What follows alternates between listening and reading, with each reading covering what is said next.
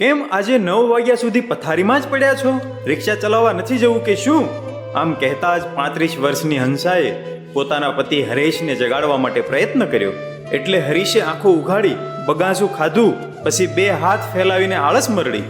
પછી એણે મોડે સુધી પથારીમાં પડ્યા રહેવાનું કારણ જણાવતા કહ્યું કે આજે આપણા ઘરે મહેમાન આવવાના છે, 2 જણાનું જમવાનું વધારે બનાવજે. અરે તમે તો ખરા છો, 12 વાગે તો મહેમાનોને જમાડવા પડે ને, અને અત્યાર સુધી તમે કંઈ કહેતા પણ નથી. બજારમાં જઈને શાકભાજી લઈ આવવા પડશે, મીઠાઈનું પણ કંઈક વિચારવું પડશે. તમારે કાલે રાત્રે જ મને કહી દેવું જોઈએ ને.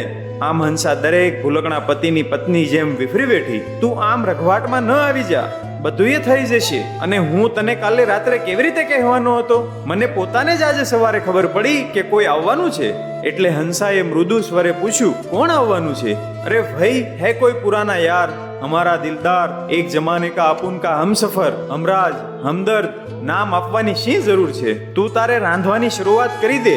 શ્રીખંડ, પૂરી, 2 શાક, કઢી, ભાત, રાયતું, કચુંબર, ચટણી, પાપડ. એટલે હંસા બોલી, હું સમજી ગઈ, ગનીભાઈ અને સાયરા ભાભી આવે છે એમને. હંસાના અવાજમાં એક સામટું ઘણું બધું ભળી ગયું. છલકાતો ઉત્સાહ, મલકાતી ખુશી, સાચો પ્રેમ અને નિસ્વાર્થ બિન સાંપ્રદાયિકતા. હવે ગનીભાઈનું પૂરું નામ ઉસ્માન ગની લારીવાલા. એના બાપ દાદા હાથ લારી ચલાવતા હતા અને ગનીએ ધંધાનો વિકાસ કર્યો, રિક્ષા ચલાવવાનું શરૂ કર્યું. ભરૂચમાં ગની અને હરીશ બંને સાથે જ રિક્ષા ચલાવતા. એમાંથી દોસ્તી જામી ગઈ. રેલવે સ્ટેશનની બહાર બંનેની રિક્ષાઓ આજુબાજુમાં જ ઊભી રહે. જેને ગ્રાહક મળે તે ઉપડી જાય. બપોરના 12 વાગે બજાર પાસેની ખુલ્લી જગ્યામાં પીપળાના ઝાડ નીચે પાછા બંને મિત્રો ભેગા થાય. ઘરેથી સાથે લઈને આવેલા ટિફિનના ડબ્બાઓ ખોલે અને વાનગીઓની આપ-લે કરીને સાથે જમે. ન કોઈ મંદિર મસ્જિદનો વિવાદ, ન કોઈ રામ રહીમનો ઝઘડો, ન કોઈ રાજકીય પક્ષ પ્રત્યેની વફાદારી કે નફરત. 2 ગરીબ શ્રમજીવીઓ સાથે જીવે, સાથે કમાય ને સાથે જમે, અને ખારા ધૂધ પરસેવાના સિંચન થકી મીઠી મધ જેવી મૈત્રીની ફસલ નિપજાવે. બંને મિત્રો વચ્ચે એક જ વાતનો મતભેદ, આમ તો એને સ્વભાવ ભેદ જ કહેવાય. उस्मान गनी कायम एक ज बात नु रटन कर्या करे, यार ये रिक्शा चलाने के काम में खास बरकत नहीं दिखती, कुछ नया धंधा ढूंढना पड़ेगा, इस गरीबी में मेरा तो दम घुट रहा है. એના જવાબમાં હરીશ સંતોષી જીવડો હતો. કહે, મને તો આ કામ ફાવી ગયું છે ગની. 2 ટકની દાલ રોટી મળી રહે છે, એનાથી વધુ શું જોઈએ આપણે? અને આપણી મરજીના માલિક આપણે એકલા જ. ક્યારેક આળસ આવે તો એ દિવસ રિક્ષા ચલાવવાનું બંધ.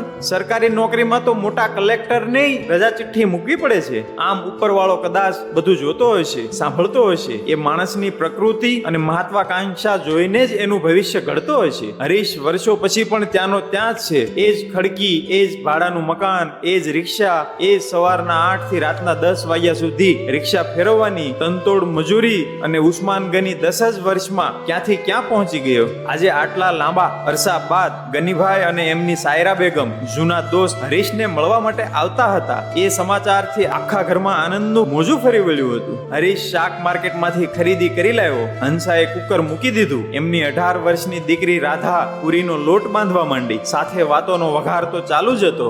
રાધા પૂછી રહી હતી, પપ્પા તમે અને ગની ચાચા એક જ સરખા હતા, તો ગની ચાચા અચાનક આટલા બધા પૈસાદાર કેવી રીતે બની ગયા? ને હરીશભાઈએ ફિલસૂફી ભર્યો ઉત્તર આપ્યો, બેટા બધો તકદીરનો ખેલ છે. હું આખી જિંદગી ભરૂચમાં જ પડ્યો રહ્યો. જ્યારે ગની વધારે કમાવાની લાલચથી સુરત ચાલ્યો ગયો, ત્યાં પણ કામ તો આનું આ જ, રિક્ષા ચલાવવાનું જ, અને પાછું રહેવાનું તાપી નદીના કાંઠે એક કાચી ઝૂંપડીમાં. એકવાર હું સુરત કામસર ગયેલો, ત્યારે ગની મને સાયરા ભાભીના હાથની ચા પીવા માટે લઈ ગયો હતો. આપણને તો એ ગંદકી જોઈને ચિત્રી ચડે, પણ સુરતમાં 2 પૈસા વધારે કમાવા મળે એ ખરું, પણ એટલાથી કઈ પૈસાદાર થોડું થઈ જવાતું હોય છે? આ પ્રશ્ન હંસાએ પૂછ્યો. આ બધી ચર્ચામાં ક્યાંય ગની પ્રત્યેની ઈર્ષા ન હતી, માત્ર જિજ્ઞાસા અને પૂછપરછનો જ ભાવ રહેલો હતો. હરીશે પણ એવી જ લાગણીથી જવાબ આપ્યો, એ મુદ્દો સાવ સાચો.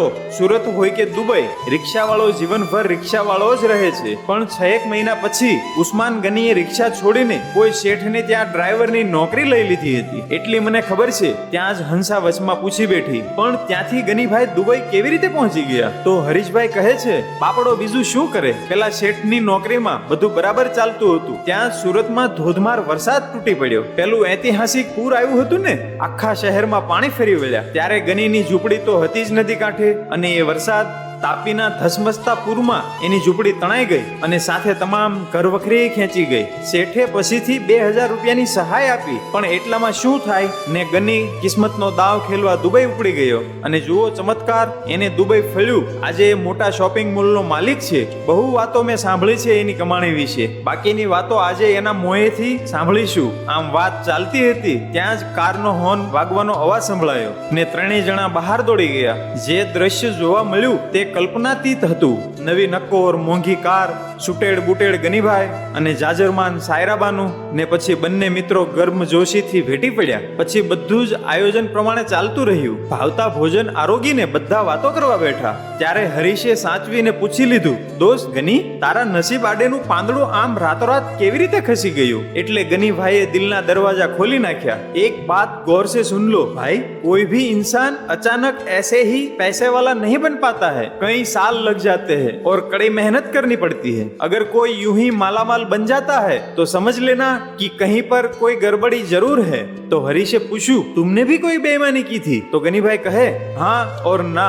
तुम ये तो जानते ही हो कि मैं सूरत में अरबपति सेठ के यहाँ ड्राइवर की नौकरी करता था. 6 महीने में ही मैंने उनका विश्वास जीत लिया था और एक दिन सेठ जी ने एक बड़ा थैला मेरे हाथ में थमा दिया. अंदर 5 करोड़ रुपए नगद थे. उनको कहीं से भनक लग चुकी थी कि ऑफिस और घर पे इनकम टैक्स की रेड होने वाली है. अब ड्राइवर की झोपड़ी में कौन तलाश करने वाला था? 2-4 दिनों की तो बात थी, लेकिन उसी रात बारिश आई, बाढ़ आई और मेरा सब सामान बह गया. શેઠજીએ સોંપેલા રૂપિયા પણ? આટલું પૂછીને હરેશભાઈનું મોં તો ખુલ્લું જ રહી ગયું. પાછા ગનીભાઈ બોલ્યા, नहीं मगर सेठ जी ने तो ऐसा ही समझ लिया. दूसरे ही दिन वे मेरे पास आए और बोले कि फिक्र मत करना गनी, ये हराम की कमाई थी, सो पानी में बह गई. इसमें तेरा दोष नहीं है और ऊपर से 2000 रुपये भी दे गए. मैंने झूठ नहीं बोला, लेकिन उन्होंने सच पूछा भी नहीं. बस इतनी सी बेईमानी, फिर दुबई, बिजनेस और बेशुमार दौलत. और हरीश, एक बात ध्यान में जरूर रखना, कहीं पर भी बेवजह बेशुमार दौलत देखो तो जरा सूंघने की कोशिश करना. उस दौलत से बेईमानी की बदबू जरूर आएगी. आटलू कहीने ये दुबईनो धनवान माणस एक गरीब ईमानदार मित्रने भेटी પડ્યો. તો મિત્રો, આ સ્ટોરી તમને કેવી લાગી? કોમેન્ટ્સમાં જરૂર જણાવજો અને આ ચેનલને સબસ્ક્રાઇબ કરવાનું ના ભૂલતા. ધન્યવાદ.